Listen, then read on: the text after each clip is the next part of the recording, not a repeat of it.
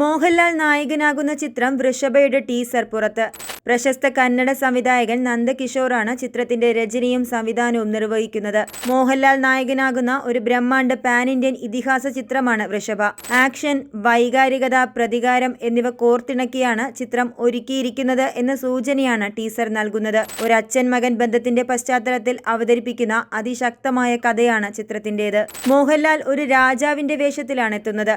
ആരാധകരുടെ പ്രതീക്ഷ ഒട്ടും ചോരാതെ തന്നെ ഈ മോഹൻലാൽ ചിത്രം താരനിര കൊണ്ടും സാങ്കേതിക മികവ് കൊണ്ടും പ്രേക്ഷകരെ ആകർഷിക്കുമെന്ന കാര്യം ടീസറിൽ നിന്നും വ്യക്തമാണ്. മോഹൻലാലിനൊപ്പം മകനായി തെലുങ്ക് നടൻ റോഷൻ മെഗ എത്തുന്നു. ഷനായ കപൂറും സാറ എസ് ഖാനും ചിത്രത്തിൽ പ്രധാന വേഷത്തിലുണ്ട്. രാഗിണി ദ്വിവേദി, സമർജിത് ലങ്കേഷ് എന്നിവരാണ് ചിത്രത്തിലെ മറ്റ് പ്രധാന താരങ്ങൾ. ജനാർദ്ദൻ മഹർഷി, കാർത്തിക് എന്നിവർ ചേർന്നാണ് സംഭാഷണം ഒരുക്കിയിരിക്കുന്നത്.